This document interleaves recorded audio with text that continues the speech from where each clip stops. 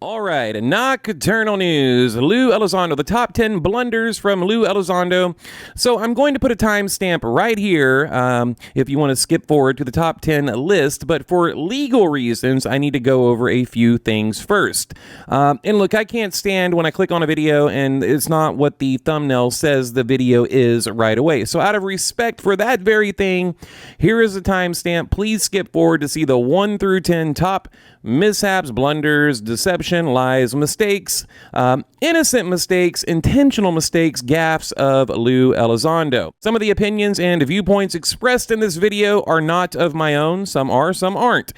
This is fair use and within the YouTube community guidelines. I am simply reporting the facts as they have been reported throughout the verified mainstream media, news, and other creditable sources. This video has been independently fact-checked and sources made available. If anyone tries to remove this video or report my video, because that is a tactic used by these guys, I will absolutely legally fight you as far as necessary in a very public way.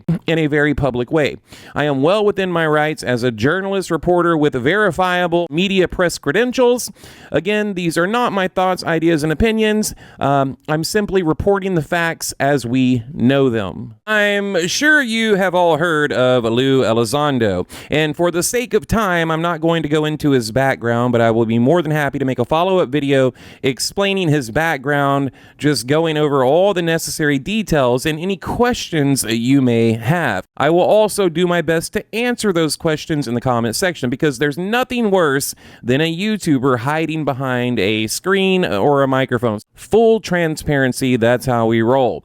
Also, references and links will be made available. So look, there's been a lot of doubt casted over Lou Elizondo, the alleged former head of the OSAP ATIP secretive government UAP programs. And to be quite honest, even that is up for debate in terms of was he or was he not the head. It's been highly contested in terms of his role, again, or lack thereof, in these government UFO UAP programs. Over the past several years, some people have even gone so far as to call him a disinformation agent and a professional grifter. Again, I'm just reporting the facts, okay?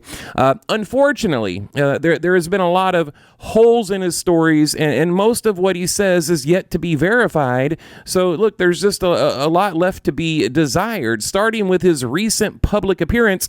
And let me kind of go over the landscape for you before we get to this list. Elizondo has recently been promoting his book and making the rounds on the UFO circuit, charging hefty fees to listen to him speak. And I believe in the spirit of getting you your money's worth when someone is attending one of these paid-for seminars or public speaking events. Elizondo really tries to embellish and exaggerate in order to make, I guess, very mundane, normal things sound interesting and mysterious. In fact, if you listen to Elizondo describe some of these cases, it almost sounds theatrical. It almost sounds like he's reading from a Hollywood script, really playing it up. I also believe if you're going to force yourself onto the public stage, and if I could speak directly to Elizondo, this is what I would tell him. If you're going to force yourself onto a public stage, remember, no one asked you to do this, or step into the spotlight and become a public figure, like To the Stars Academy, all these different, now this UAP, funding thing. You don't get a pass when it comes to full transparency or putting your claims under a fine-tuned microscope. And there's no ill intent to these comments. Okay. And by the way, I follow these same standards for myself. I do practice what I preach. If anyone has any questions about my method or intentions, I am an open book. I will answer any questions, anytime, any place, any day. And you guys know this. I will do so without charging you money. And I will do this respectfully and urgently. I don't hide behind microphones. Elizondo has threatened legal action if anyone accuses him of being a disinformation agent. I mean, just come on, bro.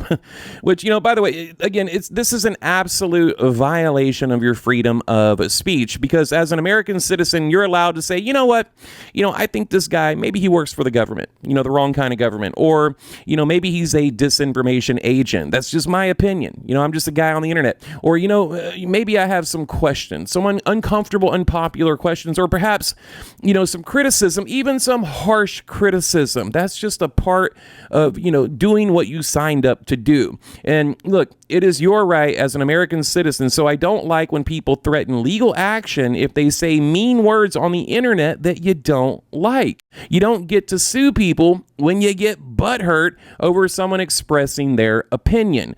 And if you do that, it looks incredibly guilty and weak. Okay, that's what I would say.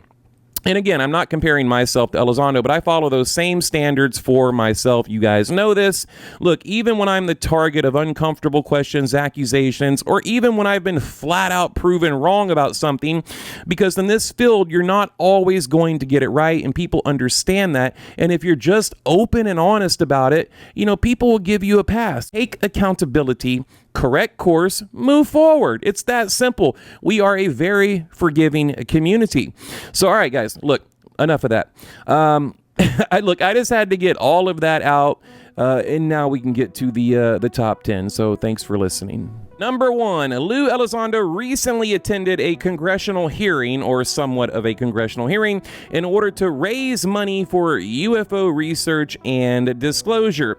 He presented this photograph right here as one of the best examples we have of UFO evidence. Well, turns out it was basically an irrigation circle or something crop related. Okay, it was a circle on a farm. All right, number 2. And by the way, is there not anyone within his circle that says like, hey bro, I can debunk that in 5 minutes.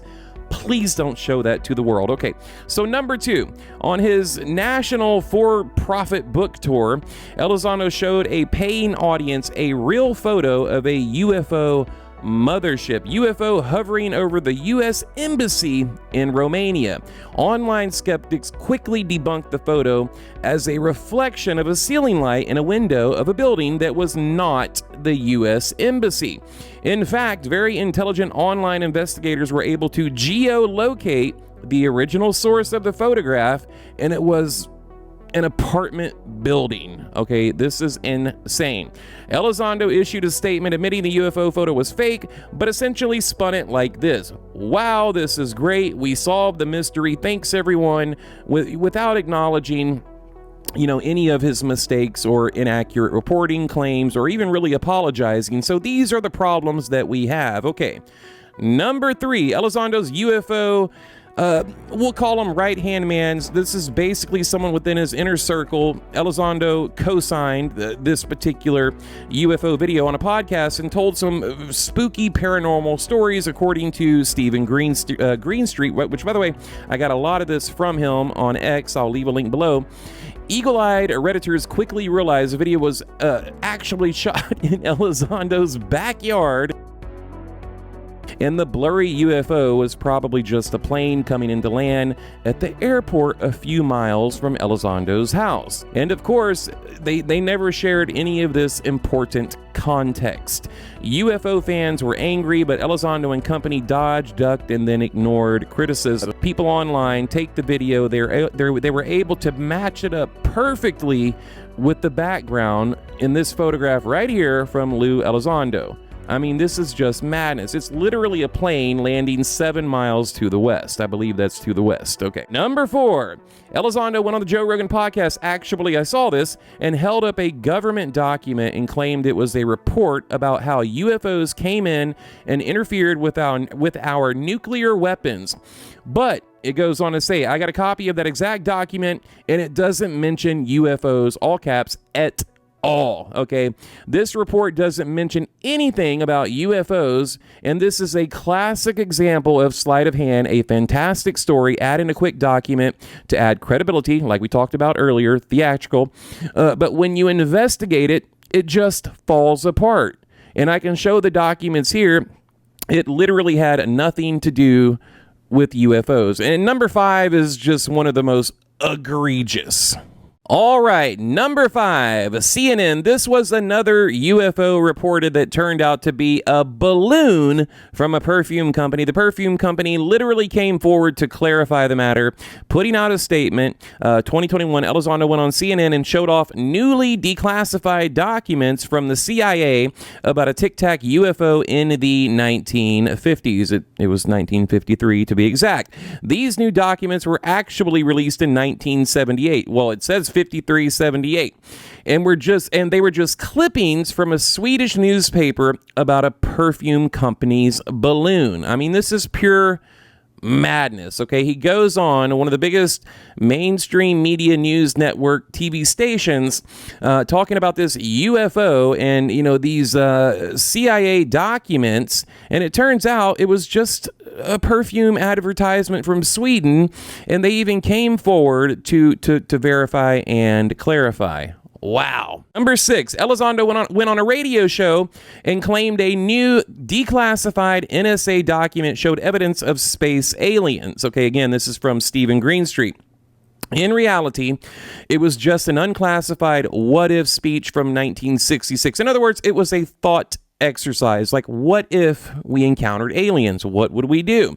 Radio host then asked Elizondo a simple basic question, which Elizondo cannot answer, and he was referring to the date. Again, it's just another example of either you're lying or just incompetent, or you're not taking the time to properly vet these cases and these stories. Number 7, while under oath, Elizondo contradicted himself, and I remember this, to Congress about his involvement with OSAP and ATIP, a Pentagon program he falsely claims was a UFO program. Okay, after he claims that, I became a part of the program called AAWSAP, he goes on to say, promoting his book and all over X and Twitter, no, quote, "No, I was not a part of AAWSAP. I made that very clear in my book that you can currently buy for $19.95. Okay, you guys get the point. Number 8, embellishing and lying about his resignation letter, making it sound much more theatrical and impressive than it really was.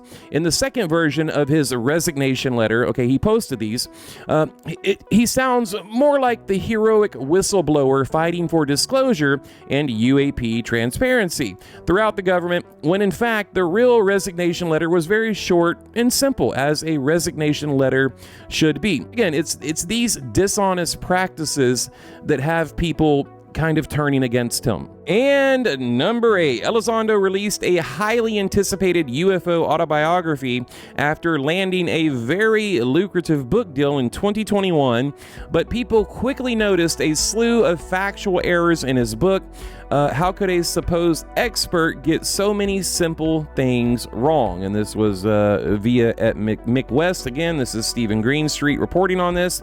I went to Metabunk last night, and they found 127 factually incorrect statements and claims made in his recent book. I believe it's called Imminent. I have not read it. Number 9, Elizondo claims in his book that tiny spooky ghost UFOs lived inside his house. I heard about this, but he admits he never once took any photos or video of them. UFO fans were confused as to why the world's #1 most famous UFO investigator never investigated the UFOs inside his own house. And credit to a recent podcaster that somewhat called him out on this very thing. And finally, number 10, UFO apostle Lou Elizondo will speak at the Mensa Foundation July 1st for $139 to attend. I saw another one for $168, by the way, so I'm a little bit confused on that price. Either way, it's a lot of money, okay? Elizondo claims he's a psychic whose house was haunted by UFOs. Many of his claims have been proven false. The Mensa Foundation prides itself on supporting intelligence and brilliance, and I think that's really a lot of the criticism and skepticism here is, everything seems to be tied to money, right? It's like disclosure for profit. I will tell you the truth, but there's a price tag on it, right? And then once I tell you that truth, it might be a chandelier, it might be a perfume balloon, who knows? There was another incident. I mean, these are just, Easter eggs, okay, little bonus Easter eggs. Another incident about the Washington flap. Elizondo went, I think it was on CNN again, talking about, real authentic pictures from the 1950s of the Washington flap. Turned out it was literal CGI generated graphics from a movie, okay, and we have the name of the movie, and then he used another photograph from a magazine and said it was a real UFO. So I don't understand, how can he get so many things so wrong so often? Is he surrounded by yes men? It just doesn't add up to me. And I think the overall sentiment, if you think a chandelier is a mothership outside the United States Embassy, then some people, they're going to put your judgment in question. Or if you think an irrigation circle in the middle of a field is a giant 1,000-foot flying saucer, well, again, people are going to call you out on it. And that's exactly what has happened recently. All right, we briefly interrupt this evening's Nocturnal Nightwave broadcast for a few announcements. So check it out, guys. Look, I could easily make a top 10, top 20 video, good things video about Lou Elizondo. But this is what real journalism looks like and sounds like and feels like. Maybe it's a little bit uncomfortable, but that's what it's supposed to be. I see Elizondo on these podcasts out here, and the host is like, hey, bro, what kind of music do you like? Like, what's your favorite ice cream? No, you need to ask him about the chandeliers, about the documents, the ATIP program, the resignation letter to the Stars Academy, which, by the way, I didn't even talk about. And on that note, I could have added 10, 15, 20 other things like the TTSA to the Stars Academy. Like, what in the hell happened there? I mean, just so many things that I left out. But, look, it's important that we do this. I'm not picking on Elizondo. I would love to interview him, and I would ask him just basically everything that you're hearing in this video tonight and more.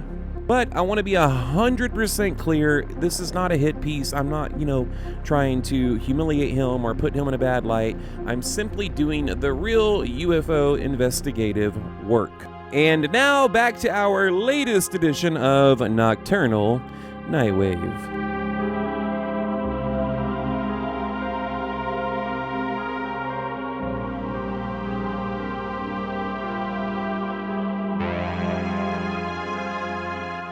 These documents, it states that Luis Elizondo has just dramatically exaggerated his role in these various UAP programs to make himself sound more important than he really was, okay? And please keep in mind, this is not my opinion.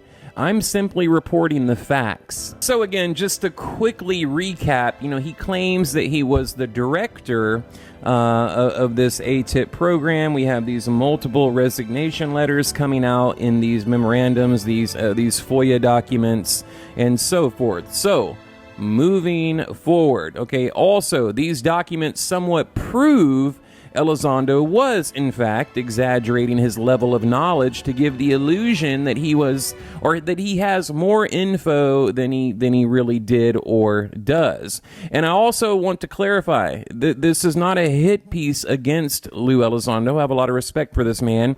I understand he's done a lot of really good things for the UFO community, but as I've said from the beginning, I always felt like something was a little bit off about him, okay? Again, Elizondo gave various reasons for his resignation to different people. And the resignation letter that has been released to the public is apparently not the one that he gave to his immediate supervisors. So I think that's, very misleading. The public resignation letter was described in the memos as having an uncertain provenance because Luis Elizondo didn't deliver that resignation letter himself. His original resignation letter was very plain and boring, but the resignation letter that he released or submitted to the public or to social media made it sound like, he was this hardcore UAP whistleblower standing up for the American people concerning the secrecy surrounding the UAP topic. But we now know the truth, so basically, he lied about his resignation and put out this fake letter that, just made him sound like a hero. And I think that's, highly suspect. So you can download all of these documents for yourself. So from what I can see, he was never the director of this UAP UFO program, and he gave a fake resignation letter to make himself look more informed and or important, okay, which in turn made him a very wealthy man. I mean, these are just the facts, okay? Again, this is not a hit piece. I'm simply reporting the facts, okay? Then we have the topic of the New York Times article that released some of the most famous, now famous UFO videos of all time. Again, the gimbal, the go fast, and the clear video.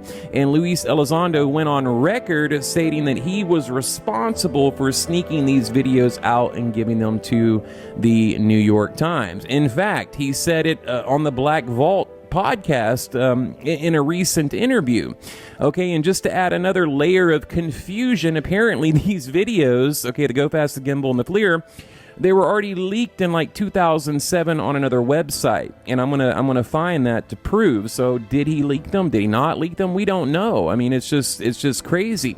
And at the time, were the videos classified, declassified, or were they for internal use only, as some people have come forward and said?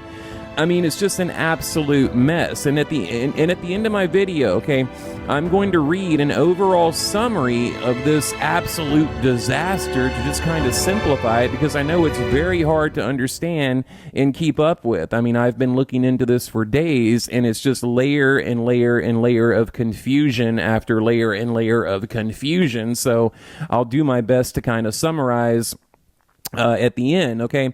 And I think one of the main problems is Elizondo, was more concerned about appearing on different... I do think there is some level of truth to what Luis Elizondo claims, but I also think there's another level of dishonesty, and you can have both. I mean, I see these people like, diligently defending him, kind of like Dave Grush at all costs. I mean, just blindly defending him, and I don't think that's the right thing to do, right?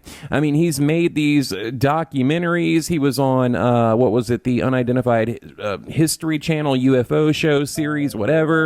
Written books, okay? He's made the rounds in the UFO circuit. I mean, this man has made an absolute fortune off of this. So, I don't know. So I guess time will tell if he's the real deal or not. Okay, I think he is a man with some very high credentials, and he saw an opportunity to make some money, on the UAP topic, and he ran with it, and that's okay, and I also think he's done some really good things for the UFO community. So, it just depends on how you want to look at it, okay? And again, we're just kind of going over just a few things that have come out in these documents. I know there's a lot of dirt on him and a lot of discrepancies with his background that's already come to.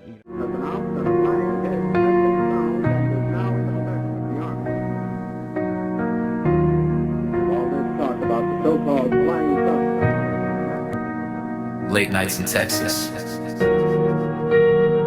where the sky is bigger than your ambitions, and the stars don't just shine, they whisper.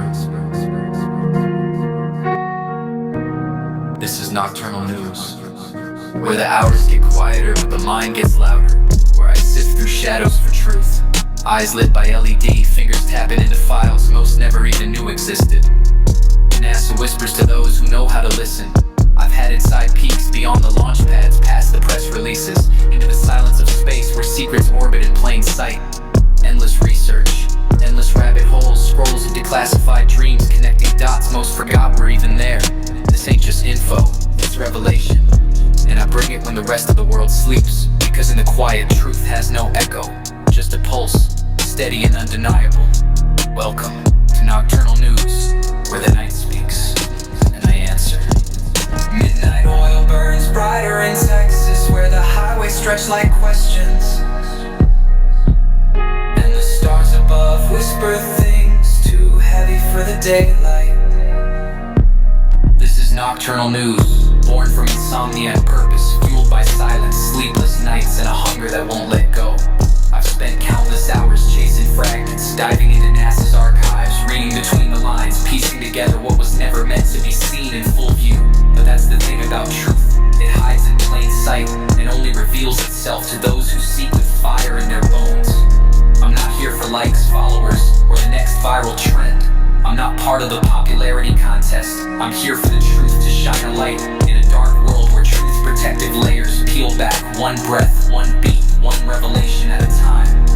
This isn't just curiosity, this is love, a relentless devotion to the hunt, the real kind of love that makes you question everything, dig deeper and keep going, even when the silence feels louder than the answers.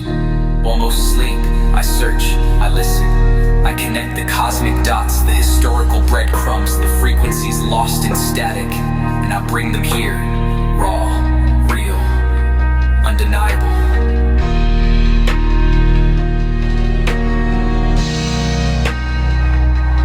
Texas heat by day, cosmic cold by night. I walk the edge between both, research and